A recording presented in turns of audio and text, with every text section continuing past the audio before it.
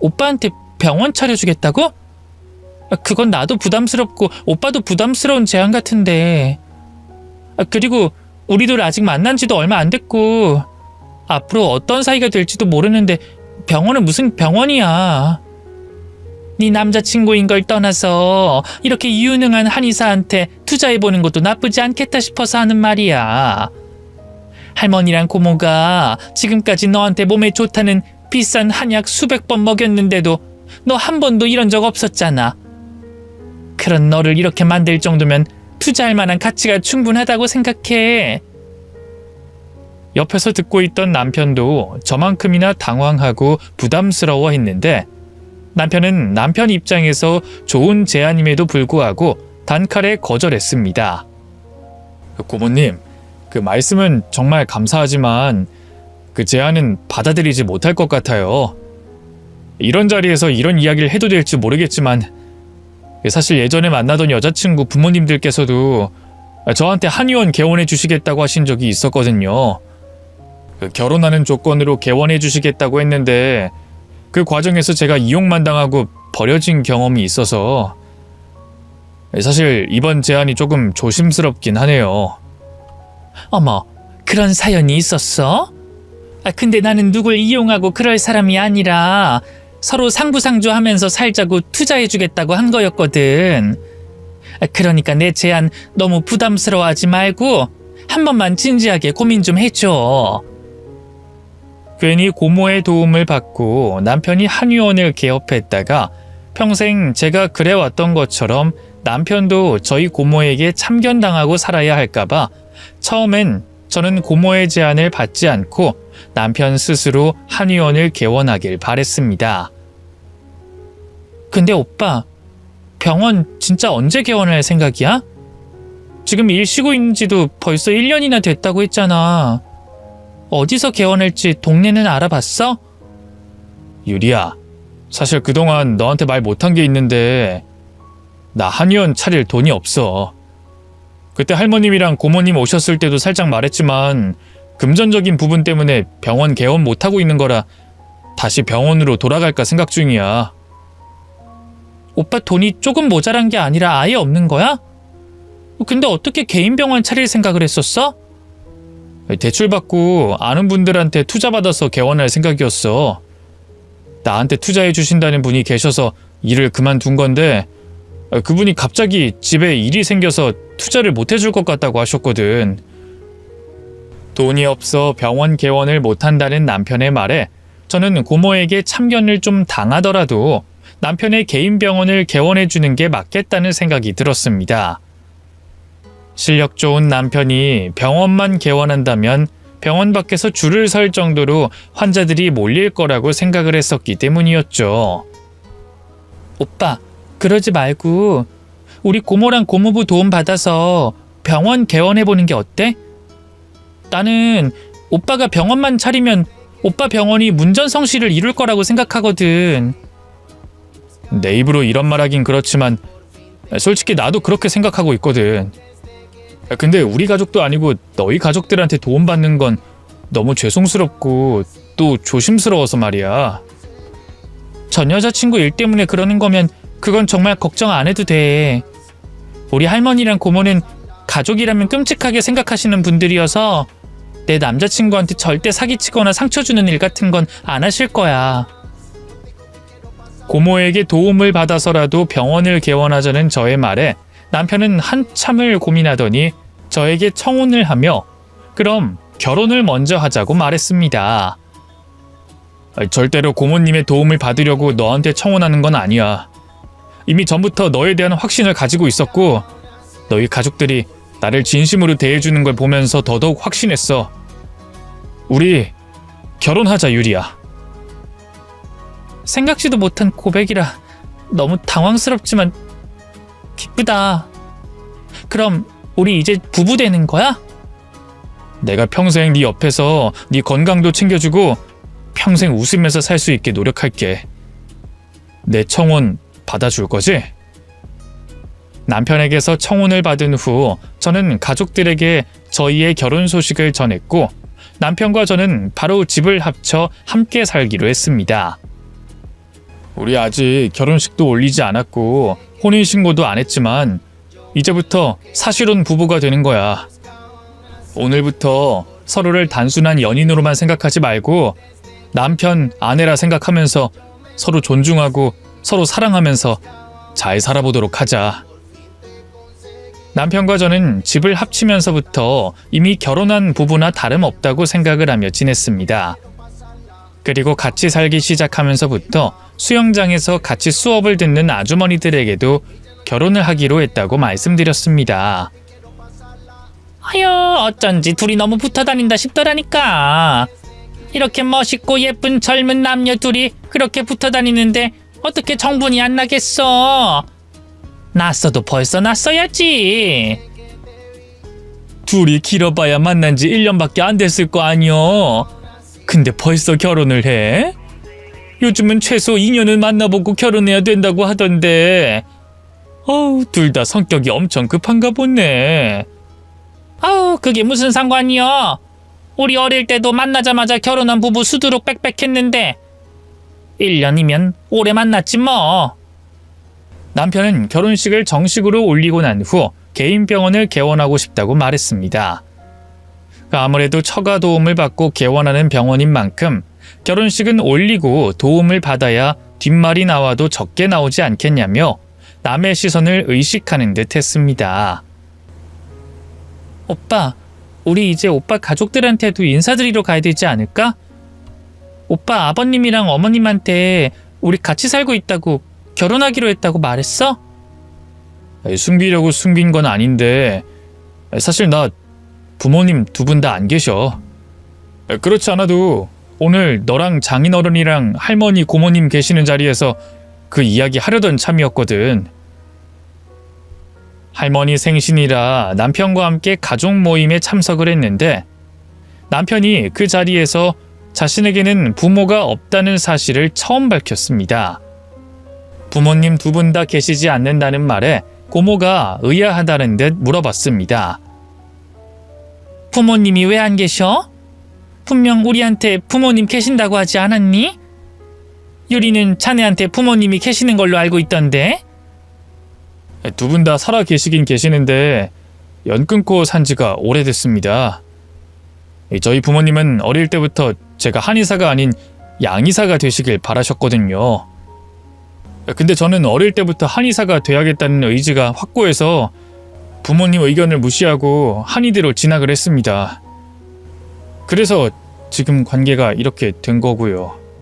어머, 사람이 너무 똑똑해도 이런 일이 생기기도 하는구나. 나였으면 내 새끼가 양의사든 한의사든 의사가 되기만 해도 좋았을 텐데. 너무 안타깝게 됐다. 부모님은 제 꿈을 이해하지 못하셨어요.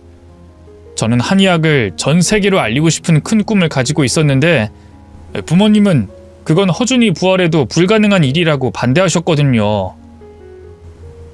남편이 부모님과 연을 끊고 살게 된 이유를 말을 하다 남편이 가슴속에 품고 있던 남편의 꿈 이야기까지 듣게 됐는데 남편의 꿈은 한의학을 전 세계적으로 알리는 것이라고 말했습니다.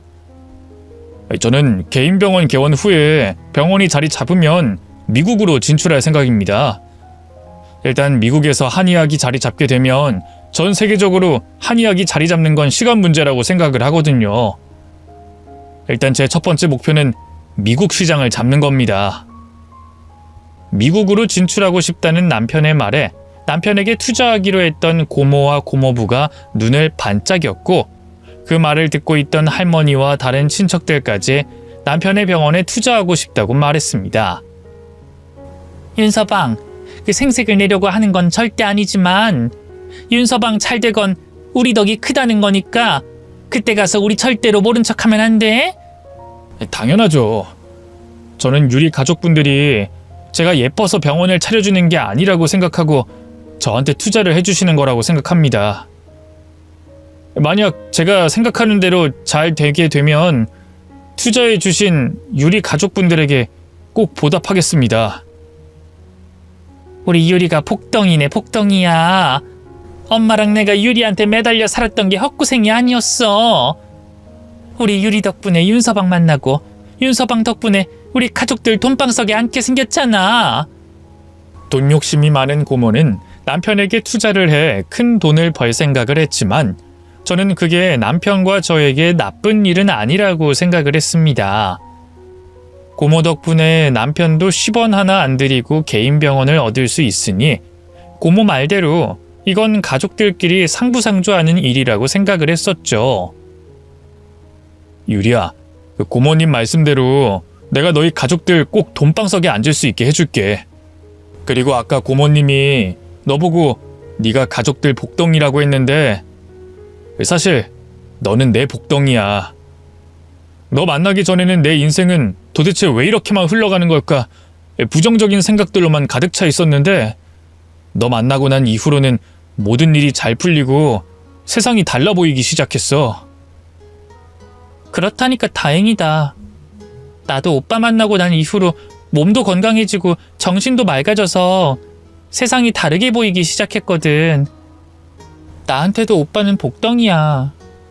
그렇게 치면 우리 서로가 서로에게 복덩이 같은 존재라는 거네? 남편과 결혼하기로 약속을 하고 저희 가족들의 도움을 받아 남편의 개인 병원을 개원하기로 한 이후부터는 모든 것들이 신속 정확하게 진행됐습니다. 저희는 바로 결혼 날짜와 식장을 잡았고 남편이 개원할 병원 자리를 알아보러 다녔었죠. 근데 아가씨랑 총각은 언제쯤 결혼식 올릴 생각이야? 지금 같이 살고 있다고 하던데 그러면 결혼식도 얼른 올려야 되는 거 아니여? 총각 직업도 한의사라면서 돈 없어서 결혼식 못 올리는 건 아닐 테고 왜 아직도 결혼식 소식이 없어? 저희 올 가을에 식 올리기로 했어요. 그리고 내일 구청 가서 혼인신고부터 올리기로 했고요. 나중에 청첩장 나오면 가져다 드릴 테니까 오실 수 있으시면 와주세요. 아유, 당연히 가야지. 내가 여기 있는 아줌마들 다 데리고 갈 테니까 걱정하지 마. 축의금도 내고 밥도 맛있게 먹고 와줄게. 당시 제 머릿속에는 그 어떤 부정적인 생각도 그 어떤 의심도 없었고 오로지 남편과 행복할 미래만 담겨 있었는데 이 사람이 마냥 행복하기만 해도 이성적인 판단을 하지 못한다는 걸 그땐 미처 알지 못했습니다.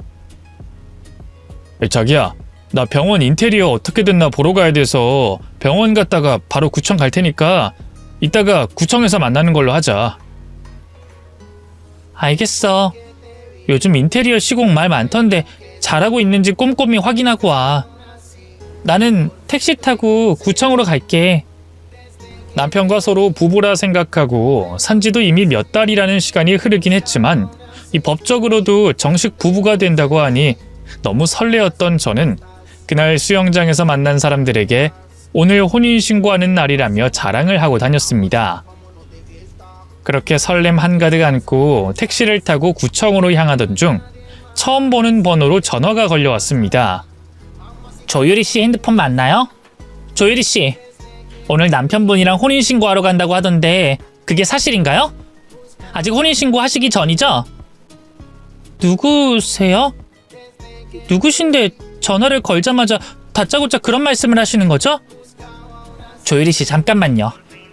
제가 지금 뭐라고 설명을 해드려야 될지 모르겠지만 그 사람이랑 혼인신고하면 안 돼요. 아직 혼인신고 전이라면 그 전에 저부터 만나주면 안 될까요? 누군지도 안 밝히시고 전화 오자마자 그게 무슨 말씀이세요? 저희 남편을 알고 계시는 분이세요? 설마 제 남편의 전 여자친구인 건가요? 절대 그런 건 아니고요. 저는 조유리 씨가 모르는 윤수호 씨의 과거에 대해 알고 있는 사람이에요. 조유리 씨가 모르는 윤수호 씨에 대해 말씀드리고 싶어서 전화 걸었어요. 장난 전화라고 하기엔 느낌이 너무 싸했던 저는 택시를 돌려 전화 준 사람이 기다리고 있겠다는 카페로 향했습니다. 그리고 남편에게는 일이 생겨 늦을 것 같으니 구청에서 기다려달라고 말을 했죠. 근데 충격적인 것은 저를 만나자고 전화를 준 사람은 다름 아닌 남편과 제가 다니고 있는 수영장 안내센터에 계시는 아주머니였습니다. 저한테 전화 주신 분이 아주머니셨어요? 도대체 제 남편의 과거에 대해서 어떤 걸 알고 계시길래 저한테 전화를 주신 거예요? 제 번호는 어떻게 하셨고요? 회원정보 뒤져서 알아냈어요. 기분 나빴다면 정말 미안하지만 조유리 씨가 그 인간이랑 혼인신고하기 전에 꼭 알아야 될 일이 있어서 그랬어요. 도대체 제 남편에 대해 뭘 알고 계시길래 혼인신고하는 날 저를 부르신 거죠? 아주머니 그동안 제 남편에게 아는 척도 안 하셨고 제 남편도 아주머니를 모르는 것 같던데요. 윤수호 씨, 그 사람 직업 한의사 맞죠? 제 조카가 윤수호 씨가 지어준 한약 먹고 사지마비가 온 피해자예요. 윤수호 씨가 지어준 한약 먹고 마비가 온 환자만 해도 7명이나 된다는 거 조유리 씨 알고 계셨나요? 남편이 지어준 약을 먹고 마비가 온 환자가 7명이나 된다는 아주머니의 말에 저는 정신 나간 아주머니가 말도 안 되는 소설을 지어내는 거라고 생각을 했습니다. 아주머니, 저한테 왜 그러세요? 아주머니 설마 제 남편한테 흑심 가지고 계셔서 저랑 결혼 못하게 하려고 이러시는 거예요? 제 조카가 그 인간이 만들어준 한약 먹고 사지마비가 돼서 병원에 입원한 지 2년이나 됐다고요. 제가 윤수호 씨 얼굴을 아는 이유는 그 인간 재판에 참석했기 때문에 기억하는 거고요. 애까지 딸린 제가 미쳤다고 총각 한 대 흑심 품고 이짓거리까지 하겠어요? 조유리 씨가 이렇게 못 믿을까봐 싶어서 그 당시 윤수호 씨 관련된 기사까지 스크랩해왔어요. 아주머니는 증거라며 남편 사건에 관련된 기사를 내밀었고 저는 그 기사 내용을 보고 나서야 아주머니 말을 믿을 수 있었습니다. 그리고 그때부터는 머릿속이 텅 빈 것처럼 아무 생각도 들지 않았습니다. 윤수호 씨 원래는 개인병원 원장이었어요. 근데 거기서 사지마비, 안면마비, 하반신마비 온 환자가 7명이나 나왔고 그 일로 병원이 망해서 문을 닫은 거예요. 그 인간이 조유리 씨한테 뭐라고 말했는진 모르겠지만 조유리 씨한테 했던 말들 전부 거짓말일 가능성이 높아요. 그리고 그 인간 재판받고 병원 문 닫으면서 자기 부모님들이랑 연 끊었다고 하더라고요. 남편 말로는 남편이 한의사가 돼서 부모님들이 집에서 내쫓았고 그 바람에 연 끊고 사는 거라고 하던데요. 그럼 그 말도 다 거짓말이라는 건가요? 거짓말이죠. 그 인간이 싸지른 똥 그 부모들이 처리해주다가 집안 쫄딱 망해서 아들이랑 연 끊고 사는 거예요. 그 후로 윤수호 씨 이 병원 저 병원 돌아다니면서 페이닥터로 일하고 있다고 하더라고요. 거짓말 같은 남편의 과거 이야기에 온몸이 굳어왔고 눈에서는 눈물이 뚝뚝 떨어졌습니다. 왜 내게 이런 일이 일어났는지 너무 무섭고 두려웠습니다. 그 인간이 이번에 처가도움 받고 개인 병원 차린다고 수영장 수강생들한테 자랑했다고 하더라고요. 사실 제가 모른 척하면 모른 척할 수 있는 일이지만 알고도 모른 척할 수가 없겠더라고요. 조유리 씨, 제발 그 인간한테서 지금이라도 도망가세요. 아직 혼인신고하기 전이라면서요. 늦지 않았으니까 얼른 그 인간한테서 도망가시라고요. 저 지금 어떻게 해야 될지 모르겠어요. 솔직히 아주머니 말씀을 그대로 믿어야 될지도 모르겠고요. 그 사람도 사람이니까 실수로 그런 처방을 해줬을 수도 있는 거 아닌가요? 지금 항소심 들어가서 어떻게 될지는 모르겠지만 저희 피해자 가족들은 그 인간이 일부러 고의적으로 처방했다고 생각하고 있어요. 왜인 줄 아세요? 그 인간이 마비시킨 환자들 전부 다 20대 젊은 여성들이고 그 피해자들한테 약을 처방해 주기 전에 윤수호 씨가 그 피해자들한테 만나보고 싶다고 고백했기 때문이에요.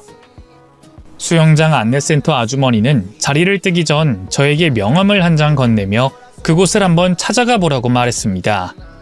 제 조카 담당 변호사예요. 이분한테 가서 사건이 어떻게 흘러가고 있는지 한번 물어보세요. 저는 조유리 씨한테 해줄 만큼 해줬다고 생각하니까 앞으로 어떻게 할지는 그쪽 선택에 달렸어요. 제발 그쪽은 우리 조카처럼 당하지 말고 도망가세요. 아주머니를 만난 후 저는 남편에게 급하게 고향에 내려가야 할 일이 있다고 말한 뒤 고모에게 연락해 고모와 함께 남편 한약 피해자 변호사를 만나러 갔습니다. 저는 피해자들의 변호사를 통해 더 자세한 이야기를 듣게 됐고 그날 바로 남편과 함께 살고 있던 집에서 짐을 싸들고 나와 남편에게 파혼을 통보했습니다. 오빠, 지금 재판 중에 있다는 사실을 알게 됐어. 오빠가 지어준 한약 먹고 마비 온 여자 환자만 해도 7명이라면서? 피해자들은 오빠가 자기 고백을 거절해서 복수하기 위해서 그런 약을 지어줬다고 주장하던데 그게 사실이야? 아니, 그런 거 절대 아니야. 너한테 재판 중에 있다는 거 말 못한 거 정말 미안하지만 네가 알면 이런 식으로 오해할까 봐서 거짓말한 거였어. 미안하지만 지금 이 말도 거짓말인 것 같아서 나는 오빠 더 이상 만날 수 없을 것 같아. 우리 결혼 없던 걸로 하자. 그리고 우리 고모가 오빠한테 차려준다고 했던 그 병원도 없던 걸로 할게. 파혼하자는 저의 말에 남편은 저를 붙잡으며 자신을 믿어달라고 애원했습니다. 저는 남편과 얼굴을 마주보고 있는 것 자체만으로도 소름 돋고 무서워 남편에게서 도망을 치려고 했는데 제가 남편 마음대로 되지 않자 갑자기 저에게 협박을 하고 나섰습니다. 우리 사실혼인 거 너 잊었어? 네가 이렇게 나랑 끝내고 싶다고 해서 우리 관계 이대로 쉽게 끝낼 순 없어. 우리 관계 생각보다 단순하지 않단 말이야. 너 이대로 나 버리고 가버리면 나 너 사기죄로 고소할 거고 재산 분할할 수 있도록 소송 걸 거니까 그렇게 알아. 우리가 같이 살면 얼마나 같이 살았다고 사실혼을 주장하는 거야? 할 수 있으면 어디 해봐. 나는 오빠랑 더 이상 할 이야기 없어. 그리고 사기죄로 고소해도 내가 고소해야 되는 거 아니야? 남편에게 도망쳐 본가로 돌아온 저는 혹시 모른다는 생각에 남편이 저에게 지어준 한약 성분을 분석할 수 있도록 전문 업체에 맡겨봤습니다. 검사 결과 다행히 남편이 제게 지어준 한약에는 마비가 된다거나 몸에 안 좋은 영향을 미치는 한약이 포함되어 있진 않았습니다.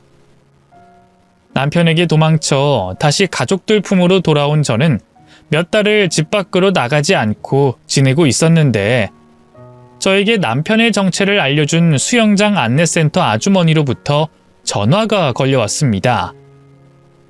유리씨, 그 인간 항소심에서 징역 10년 선고받았어요.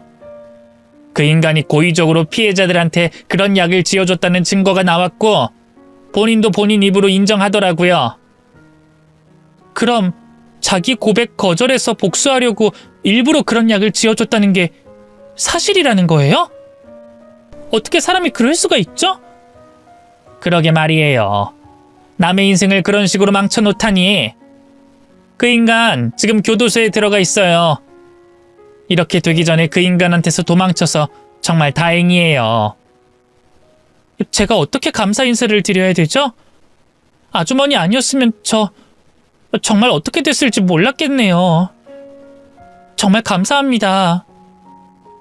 남편이 여성 피해자들에게 고의적으로 마비가 오는 한약을 지어줬다는 판결이 나고 본인도 그 사실을 인정했다는 말을 듣고 난 후 그날 실신할 정도로 오열할 수밖에 없었습니다. 고모, 내 인생이 얼마나 재수없길래 만나도 하필 그런 인간을 만났을까? 내가 너무 세상 물정 모르고 살아서 그런 범죄자를 만난 걸까? 나 앞으로 어떻게 살아가야 돼? 사람이라는 존재가 너무 무서워서 사람 만나지도 못할 것 같아. 유리야, 네가 못나서 그런 인간 만난 게 아니야. 살다 보면 이런 일도 겪을 수 있는 거야. 앞으로 2번 다시 너한테 이런 일 일어나지 않도록 고모랑 할머니가 도와줄 테니까 너무 힘들어하지 마. 할머니와 고모는 앞으로 저에게 이런 일이 일어나지 않도록 본인들이 도와주겠다고 말했지만 저는 두 사람을 뿌리치고 본가에서 나와 홀로 서기에 도전 중에 있습니다. 물론 다시 할머니와 고모의 보호 아래에서 산다면 안전하긴 하겠지만 세장에 갇혀 사는 새의 인생과 뭐가 다를까 싶은 생각이 들었습니다. 저는 지금 감옥 생활을 하고 있는 남편과 같은 사람을 또 만날까 무섭고 두렵긴 하지만 이 험난한 세상 제가 온몸으로 부딪히며 살아야지 굳은 살도 생기고 보는 눈도 생기지 않을까 싶습니다. 많이 부딪히고 자주 넘어지고 또 계속 쓰러지다 보면 그 어떤 풍파도 이겨내며 저도 맷집 센 사람으로 거듭날 수 있지 않을까요?